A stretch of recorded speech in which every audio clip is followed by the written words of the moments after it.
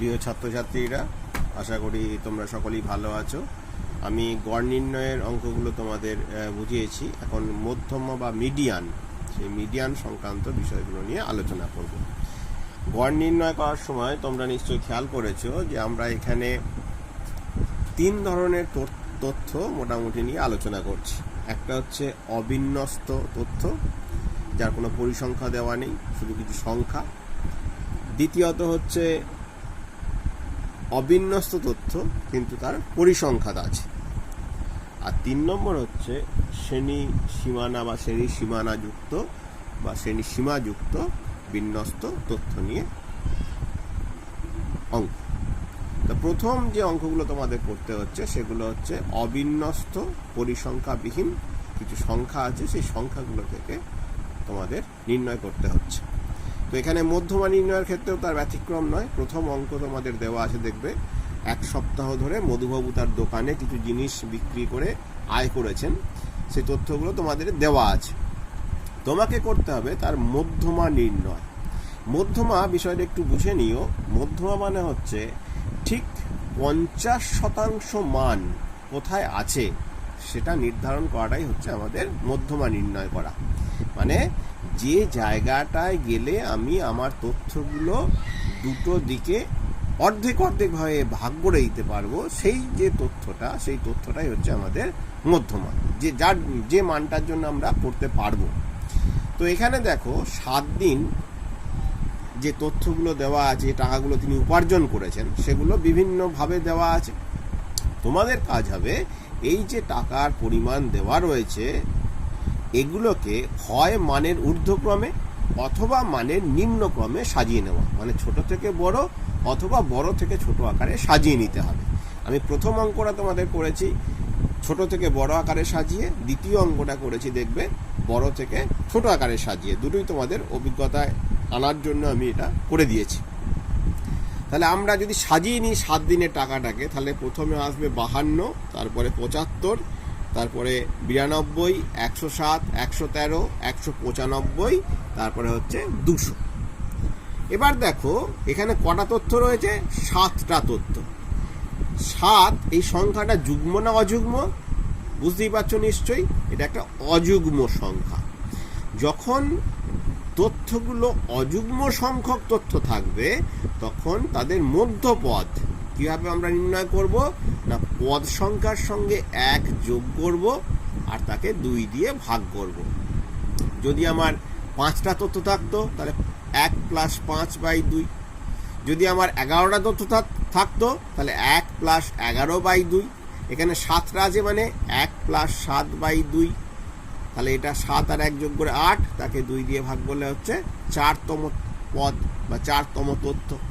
এখানে দেখো 4 নম্বরে কি আছে দেখে নি, 1 2 3 4। তাহলে চতুর্থ পদটা আমার হচ্ছে কত না 107। তাহলে চতুর্থ পদ হচ্ছে 107। তাহলে মধ্যমা কত হবে? 107 টাকা। 2 নম্বরে তোমাকে দেওয়া আছে দেখবে যে এখানে কতকগুলো পশু, তাদের বয়স দেওয়া আছে। তাহলে সেই বয়সগুলো আমরা বছরে দেওয়া আছে, আমরা সেগুলোকে সাজিয়ে নিয়েছি। আমি বলার সময় বলেছি যে ঊর্ধ্বক্রমে সাজাতে পারি, আবার নিম্নক্রমেও সাজাতে পারি। এখানে সাজানোটা আমি নিম্নক্রমে করেছি বয়সগুলোকে। তাহলে প্রথমে সাজিয়ে নিতে গেলে প্রথমে এসছে 20, তারপরে 18, 11, 10, 9, 6, 5, 4। তথ্য এখানে কতগুলো গুণে দেখা যাচ্ছে, কতগুলো না 8টা তথ্য আছে। 8 এখানে কি সংখ্যা না 8 হচ্ছে যুগ্ম সংখ্যা। তাহলে মধ্যপদ কটা থাকবে? অযুগ্ম সংখ্যা হলে দেখলাম মধ্যপদ হচ্ছে একটাই, 4তম পদ ছিল এখানে। যেহেতু এটা একটা যুগ্ম সংখ্যা, তাহলে মধ্যপদ থাকবে 2টো। কি কি সেই মধ্যপদগুলো হবে না, পদ সংখ্যাকে 2 দিয়ে ভাগ করে 4তম পদ, আর তাকে 2 দিয়ে ভাগ করে তার সঙ্গে 1 যোগ করে 5তম পদ, মানে 8, 2 দিয়ে ভাগ করলে 4 আর 1 যোগ করে 5তম পদ। এরপরের কাজ হচ্ছে তাহলে 4 নম্বর আর 5 নম্বর পদ দুটো খুঁজে বার করতে হবে। দেখো 1 2 3 4 আর এটা হচ্ছে 5, এই দুটো পদ হচ্ছে মধ্যপদ। এবার আমার মধ্যমা নির্ণয় কিভাবে হবে না, ওই যে পদ দুটো আমি পেলাম 10 আর 9, সেই 10 আর 9-কে যোগ করে 2 দিয়ে ভাগ, মানে গড় নির্ণয় করব 10 আর 9-এর। 10 আর 9-এর গড় কত হবে? 9.5। তাহলে পশুগুলোর যে বয়স দেওয়া ছিল তার মধ্যমা বা মিডিয়ান সেটা হবে 9.5 বছর। দেখো 3 নম্বর অঙ্ক, সেখানে 70 জন ছাত্রের একটা বিভাজন ছক দেওয়া আছে। না, আমি 3 নম্বর অঙ্ক একটু ভুল বললাম। 3 নম্বর অঙ্ক 14 জন ছাত্রের প্রাপ্ত নম্বর দেওয়া আছে, এই নম্বরগুলোর মধ্যমা নির্ণয় করতে হবে। তাহলে বলেই দিচ্ছে 14 জন ছাত্র, তাদেরকে আমি মানের ঊর্ধ্বক্রমে সাজিয়েছি। 42, 45, 45 দুবার থাকলে দুবারই লিখবে। 50, 51, 52, 54, 55, 56, 58 এইভাবে সাজিয়ে নিয়েছি। ঊর্ধ্বক্রমে সাজিয়ে নিতে পারবে। এবার এই যে কথাগুলো আমি মাঝে লিখছিলাম, এখানে পদ সংখ্যা যুগ্ম, সুতরাং মধ্যপদের সংখ্যা হবে 2, সে দুটো হবে 14/2তম পদ মানে 7তম পদ, আর 14/2 + 1 মানে হচ্ছে 8তম পদ। এই লেখাগুলো তুমি নিজের মধ্যে বুঝে নাও, অঙ্ক করার সময় তো লেখার দরকার পড়বে না। যেহেতু আমি তোমাদের ভিডিওর মাধ্যমে বোঝাচ্ছি, বোর্ডে বোঝাতে পারছি না, তাই এত লিখে আমাকে বোঝাতে হচ্ছে। তোমরা যখন করবে তখন আমি এই জায়গাটা যেভাবে করেছি এইভাবে অঙ্কটা শুধু করবে, এই লেখাটা তোমার মনের মধ্যে তুমি বুঝে নাও। তাহলে 7তম আর 8তম পদ দুটোকে আমাকে খুঁজে বার করতে হবে। আমি খুঁজে বার করেছি, সেটা হচ্ছে 56 আর 58। তাহলে মধ্যমা কি হবে? এই 56 আর 58-র গড়, মানে একে 2 যোগ করে 2 দিয়ে ভাগ, মানে সেটা হচ্ছে 57। বোঝা গেল কিভাবে করবে? আর 4 নম্বর অঙ্কটা দেখবে ওই একই রকম, তোমরা নিজে নিজে একটু করার চেষ্টা করো 4 নম্বর অঙ্কটা। এরপরে আসছি আমরা 5-এর অঙ্কে। 5-এর অঙ্কেতেও তোমাকে অবিন্যস্ত তথ্যই দেওয়া আছে, কিন্তু এখানে তথ্যগুলো এমনভাবে দেওয়া আছে যাদের একটা করে পরিসংখ্যা আছে। তাহলে যখন পরিসংখ্যাযুক্ত অঙ্ক নিয়ে আমরা কাজ করব তখন কিভাবে করব সেটা এবার তোমাদের বুঝতে হবে। আগের অঙ্কগুলোর মতো এখানেও একটা সেরকম ছক দেওয়া আছে তোমাকে।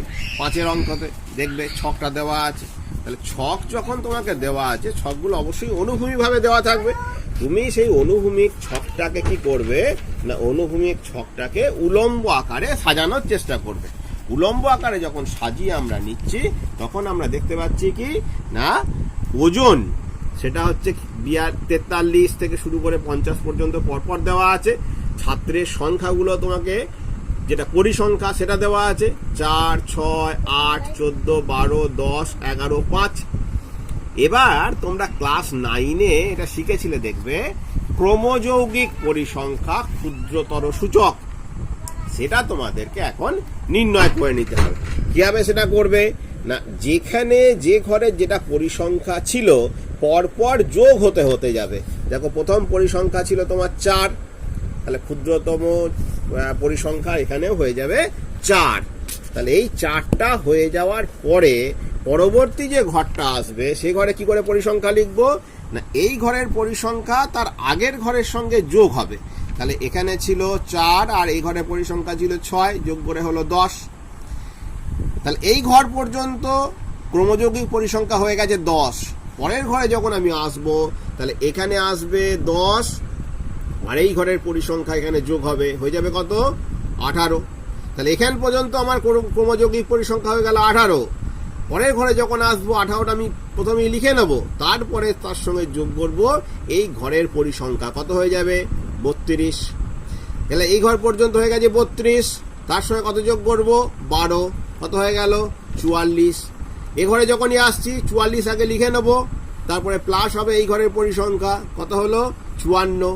এই ঘরে যখন আসছি 54 আগে লিখে ফেললাম, 11 যোগ হলো কত হলো 65। 65 আগে লেখা আছে, 5 যোগ হলো হয়ে গেল 70। তাহলে মোট পরিসংখ্যা হচ্ছে আমার 70টা। এটা কি সংখ্যা না, যুগ্ম সংখ্যা। তাহলে মধ্যপদের সংখ্যা কটা হবে? মধ্যপদের সংখ্যা হবে 2টো। কি কি সেটা না, 70/2তম পদ, মানে মোট যেটা ক্রমযৌগিক পরিসংখ্যা হয়েছে তাকে 2 দিয়ে ভাগ করব 35তম পদ, আর তার সঙ্গে 2 দিয়ে ভাগ করে 1 যোগ করব, মানে 36তম পদ। তাহলে কটা পদ পাচ্ছি আমরা? 2টো। কি কি তারা? 35তম পদ আর 36তম পদ।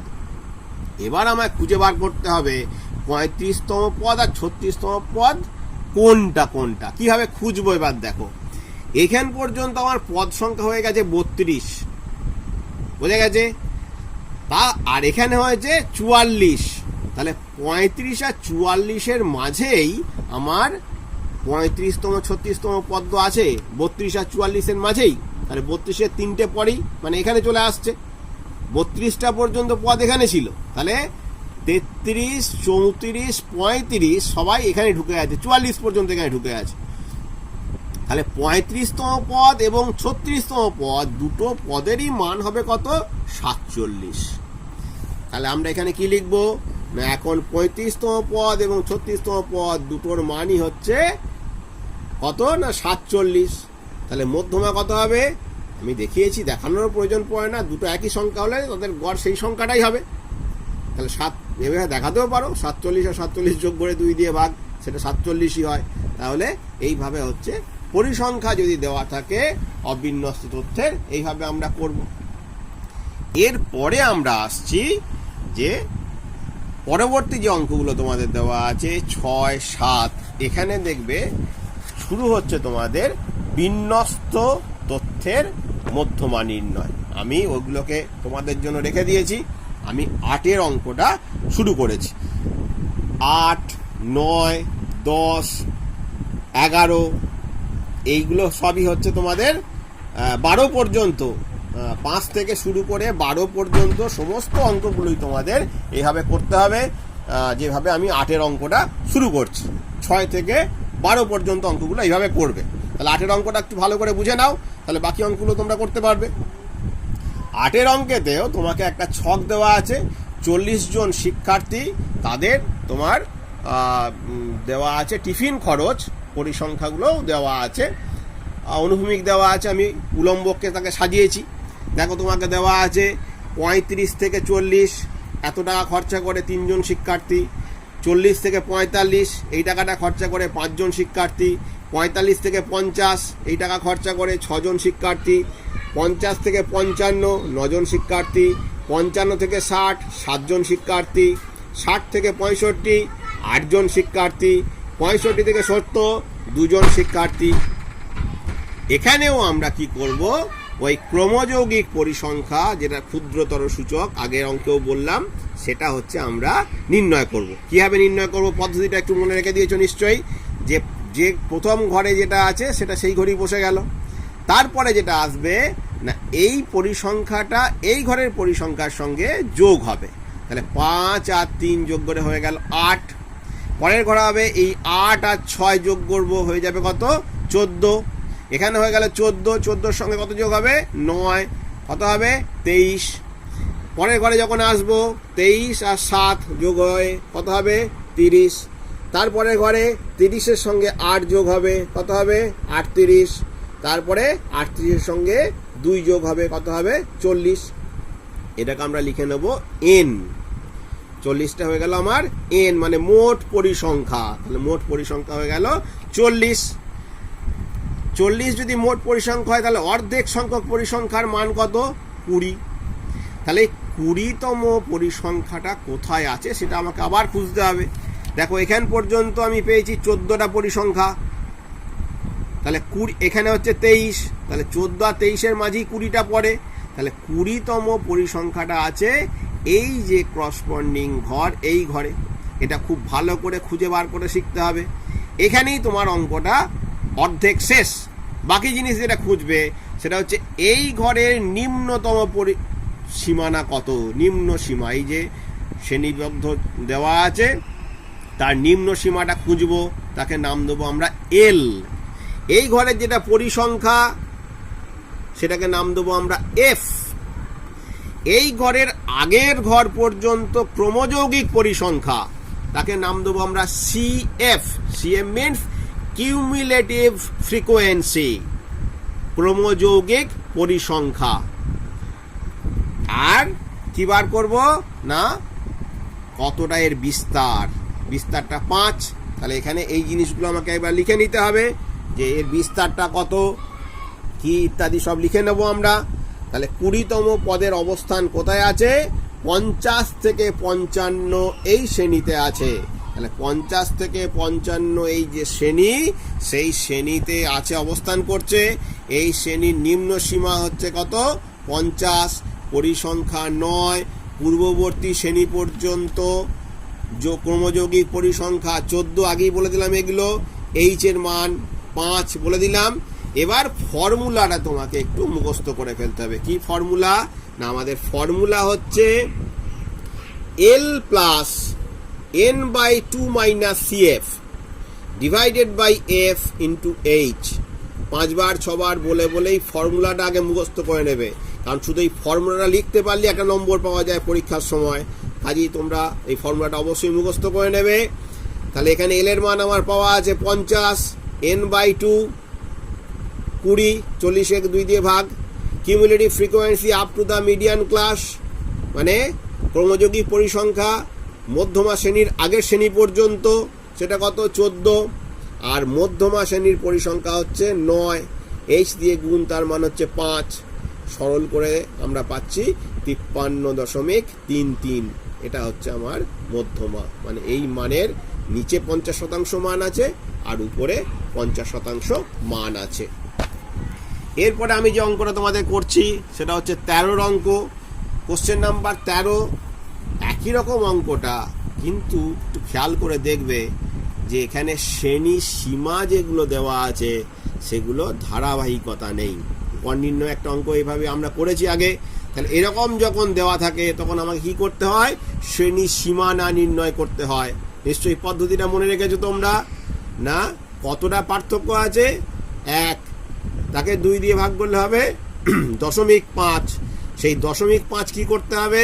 নিচের সংখ্যা থেকে বিয়োগ আর উপরের সংখ্যায় যোগ। তাহলে সেইভাবে শ্রেণী সীমানাগুলো আমাকে নির্ণয় করে নিতে হবে। আশা করি গড় নির্ণয়ের পদ্ধতিতে তোমরা রপ্ত করে ফেলেছো, আমি নতুন করে আর এখানে ব্যাখ্যা করছি না। পরিসংখ্যাগুলো তোমাকে দেওয়া আছে, এখানে নতুন ভাবে কি করতে হয়েছে আমাকে? ক্রমযৌগিক পরিসংখ্যা ক্ষুদ্রতর সূচক কিভাবে নির্ণয় করতে আগেই ব্যাখ্যা হয়েছে। এটা এই ঘড়ি চলে এলো, তারপরে এর সঙ্গে এটা যোগ, তারপরে এইটার সঙ্গে এইটা যোগ, তারপরে এই 29-এর সঙ্গে 20 যোগ, তারপরে এই 49-এর সঙ্গে 15 যোগ, তারপরে 64-র সঙ্গে 4 যোগ, মোট হয়ে গেল কত? 68। এটা আমাদের মোট পরিসংখ্যা n। এবার আমরা কি করব? এখানে n সমান হচ্ছে 68, তাহলে n/2 হচ্ছে 34। তাহলে 34তম পদটা কোথায় আছে সেটা খুঁজে বার করব। দেখো এখানে একটু পার্থক্য হচ্ছে। কি পার্থক্য হচ্ছে? না, আমরা কিন্তু আগের মতো আর দুটো মধ্যমান আছে এইসব কিছু আর বলছি না। এখানে কিন্তু এই দুটো মধ্যমানের তত্ত্বটা থাকছে না। আগের অঙ্কেও দেখেছি, এই অঙ্কেও থাকছে, ওই জিনিসটা থাকছে না। কিন্তু বিন্যস্ত তথ্যের ক্ষেত্রে ওই জিনিসটা থাকছে না। তাহলে বিন্যস্ত তথ্যের ক্ষেত্রে আমরা মধ্য পদটা কততম পদ সেটা দেখতে চাইছি। 34তম পদ সেটা কোথায় আছে? আমাকে এই ক্রমযৌগিক পরিসংখ্যায় চলে যেতে হবে। এখান পর্যন্ত আছে 29টা পদ, এখানে আছে 49টা। তাহলে এই ঘরের মধ্যেই আছে, মানে 29-এর বেশি 49-এর কম, মানে এই ঘরের মধ্যে আছে। এই ঘরটা চিহ্নিত করে ফেলতে পারলে আসল অঙ্ক কাজ অনেকটা কমে গেল তোমার। এবার এখানে থেকে আমি পাবো কার মান? এল এর মান। সীমানা থেকে নিতে হবে, এটা মাথায় রাখবে। শ্রেণী সীমা থেকে নয়, শ্রেণী সীমানা থেকে নেব। এই ঘরের ফ্রিকোয়েন্সি সেটা হয়ে গেল এফ। এই ঘরের আগের পর্যন্ত ঘর পর্যন্ত ক্রমযৌগিক পরিসংখ্যা সেটা হয়ে গেল সিএফ। আর এইচ এর মানটাও পাবো এখানে ঊর্ধ্ব সীমা থেকে নিম্ন সীমা বাদ, মানে পেয়ে যাব 10। এবার এই মানগুলো ফর্মুলাটা কি মনে করে দেখো, দেখি পারছো নাকি? L plus n/2 minus CF divided by F into H। মানগুলো বসাই। 80.5 এল এর মান, 68/2 34, CF কিউমুলেটিভ ফ্রিকোয়েন্সি আগের ঘর পর্যন্ত ক্রমযৌগিক পরিসংখ্যা CF, ফ্রিকোয়েন্সি ওই ঘরের 20 আর এইচ এর মান 10। সব লিখে সরল করলে আমরা পাচ্ছি 83। আশা করি তোমরা এটা বুঝতে পারবে, করতে পারবে। এরপরের অঙ্ক আমি যেটা তোমাদের করছি সেটা হচ্ছে 14 অঙ্ক। 14 অঙ্কটা কীরকম ভাবে করতে হবে দেখো, এখানে তোমাকে শ্রেণীগুলো একটু অন্যরকম করে দিয়েছে। কীরকম? 10-এর কম, 20-এর কম, 30-এর কম, 40-এর কম, এরকম করে। তাহলে এইগুলো কিন্তু শ্রেণী নয়। শ্রেণী আমরা লিখবো, আমরা গড় নির্ণয়ের ক্ষেত্রে এরকম একটা অঙ্ক করেছি। মনে করে দেখো এইভাবেই একটা অঙ্ক ছিল আমাদের। সেক্ষেত্রে শ্রেণীগুলোকে আমরা কিভাবে লিখেছিলাম মনে আছে নিশ্চয়ই। একই রকম পদ্ধতিতে আমরা শ্রেণীগুলো লিখে নেব। 10-এর কম মানে হচ্ছে 0 থেকে 10, 30-এর কম মানে হচ্ছে সেটাকে আমরা লিখছি 10 থেকে 20, 20-র কম যেটা 10 থেকে 20, 30-এর কম 20 থেকে 30। এইভাবে আমি শ্রেণীগুলোকে সব পরপর লিখে নিচ্ছি। এবার আমাকে যে পরিসংখ্যাটা তোমাকে এখানে দেওয়া আছে সেটা কিন্তু ক্রমযৌগিক পরিসংখ্যা তোমাকে দেওয়া আছে। তাহলে এই ক্রমযৌগিক পরিসংখ্যা থেকে আমাকে এবার শ্রেণীর পরিসংখ্যা বার করে নিতে হবে। কি করে আমরা সেটা করব? প্রথম ঘরে ছিল 12, ওখানে করেছিলাম যোগ, এখানে করব বিয়োগ। 22 থেকে 12 বিয়োগ করব, কত হবে? 10। এটা হলো এই যে ঘরটা 10 থেকে 20 তার পরিসংখ্যা। এই ঘর পর্যন্ত আমার পরিসংখ্যা হচ্ছে 40, তার আগের ঘরটা বিয়োগ করে দেবো, তাহলে পাবো আমরা এই ঘরের পরিসংখ্যা, মানে 20 থেকে 30-এর পরিসংখ্যা হচ্ছে 18। এই ঘরটা 60, তাহলে 60 থেকে 40 বিয়োগ করব, কত হবে? 20। সেটা হচ্ছে আমার এই ঘরের পরিসংখ্যা। এরকম করে বিয়োগ করে করে সব কটা ঘরের পরিসংখ্যা আমরা নির্ণয় করে নেব। আশা করি বিয়োগ করে পারবে এটা করতে তোমরা। এবার দেখো মোট পরিসংখ্যা হচ্ছে আমার 120, সেটাকে নাম দিয়েছি আমরা n। তাহলে অর্ধেক সংখ্যক পরিসংখ্যা n/2, কত হবে সেটা? 60। এবার আমি খুঁজবো 60তম তথ্যের অবস্থান, 60তম যে পদ সেটা কোথায় আছে। দেখো 60তম পদ খুব সোজা, কারণ 60 ক্রমযৌগিক পরিসংখ্যা দিয়ে আমার রয়েছে। তাহলে এই ঘরের মধ্যে এটা আছে। এই ঘরের যে নিম্ন সীমা 30, সেটা আমার হয়ে গেল l।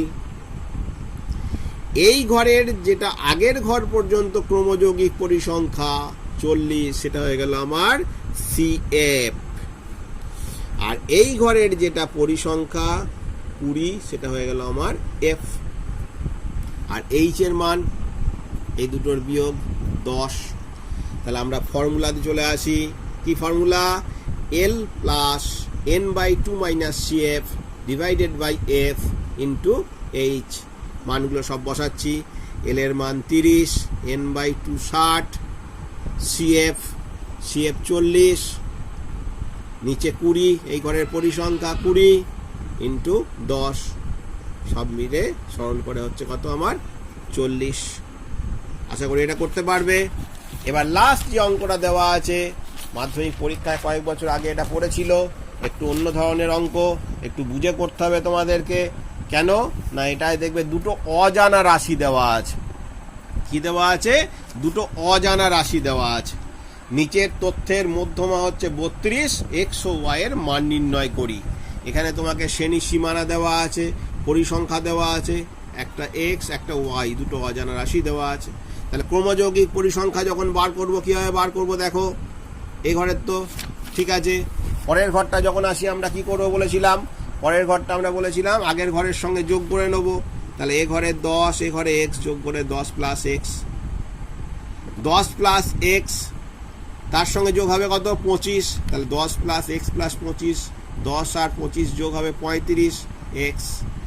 এ ঘরে এই আগের ঘরের সঙ্গে 30 যোগ হবে, তাহলে 35 প্লাস এক্স প্লাস 30 যোগ করে হলো 65 প্লাস এক্স। এ ঘরে ওয়াই, তাহলে 65 প্লাস এক্স তার সঙ্গে ওয়াই, একই জিনিস থাকছে, কোনো হেরফের হচ্ছে না।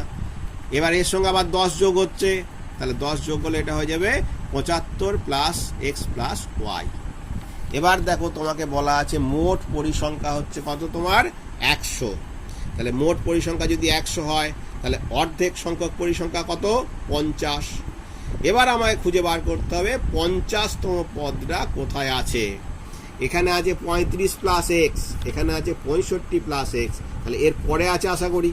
তাহলে এর পরে মানে এই ঘর, তাহলে এই ঘরটাকে আমাকে চিহ্নিত করতে হবে। স্টার্ট দিয়ে আমি চিহ্নিত করে নিয়েছি, দেখবে সবগুলো অঙ্কতেই করেছি। তাহলে এই ঘরে যেটা নিম্ন সীমা তাকে খুঁজে বার করো, সেটা হচ্ছে আমার, বলো কি এটা? এল। এই ঘরে যে পরিসংখ্যা সেটা কি আমার? এফ। আর তার আগের ঘর পর্যন্ত এই যে ক্রমযৌগিক পরিসংখ্যা, এটা কি আমার? ভাবো, CF। এইচ এর মান বিয়োগফল 10, সেগুলো আমরা সব লিখে নিচ্ছি। 50তম তথ্যের অবস্থান 30 থেকে 40 এই শ্রেণীতে। এল এর মান কত, এফ এর মান কত, সি এফ এর মান কত লিখে নিয়েছি। মধ্যমা নির্ণয়ের ফর্মুলা 32 সমান L plus n/2 minus C F by F into H. একে যখন সব মানগুলো সব বসিয়ে দিলাম, এবার দেখো বাঁ দিকে আমার অজানা রাশিটা আছে, তাকে আমি ডান দিকে নিয়ে এলাম আর 32টাকে এদিকে নিয়ে চলে গেলাম। 30টা ওখানে বিয়োগ করছি আর এই দুটো ভাগ হয়ে যাচ্ছে 3। তাহলে 15 মাইনাস এক্স বাই 3 সমান হচ্ছে 2। তাহলে এই 3টা এদিকে 2 গুণ হয়ে গেল 3-এর সঙ্গে। 15 মাইনাস এক্স সমান হয়ে গেল আমার 3 গণিত 2। মাইনাস এক্স সমান হয়ে গেল কত, 6 মাইনাস 15। তাহলে মাইনাস এক্স সমান মাইনাস 9, এক্স সমান হয়ে গেল 9। মোট পরিসংখ্যা আমার 100। তাহলে মোট পরিসংখ্যা আমি এখানে কত পেয়েছিলাম, 75 প্লাস এক্স প্লাস ওয়াই। তাহলে আমি আরেকটা সমীকরণ কি পাচ্ছি, 75 প্লাস এক্স প্লাস ওয়াই সমান হচ্ছে 100। তাহলে এক্স প্লাস ওয়াই সমান 100 মাইনাস 75 মানে হচ্ছে 25। তাহলে ওয়াই সমান 25 থেকে আবার 9 বাদ, ওয়াইয়ের মান হয়ে গেল 16। তাহলে নির্ণয় সমাধান আমি পাচ্ছি এক্স এর মান 9 আর ওয়াইয়ের মান হচ্ছে 16। আশা করি তোমরা মধ্যমা নির্ণয়ের এই অঙ্কগুলো একটু প্র্যাকটিস করবে। যেগুলো আমি করে দিলাম না সেগুলো ওই 8-এর অঙ্ক যেটা আমি করে দিয়েছি সেই রকম একটু নিজেরা অভ্যাস করো। ভালো থাকো, সুস্থ থাকো, স্বাস্থ্যবিধি মেনে চলো। বিশেষ অবস্থান, বিশেষ পরিস্থিতি মানিয়ে নিতে হবে আমাদের, মানিয়ে নিয়েই আমরা চলবো। আবার আশা করি নতুন ছন্দ ফিরে পাবো আমরা একদিন।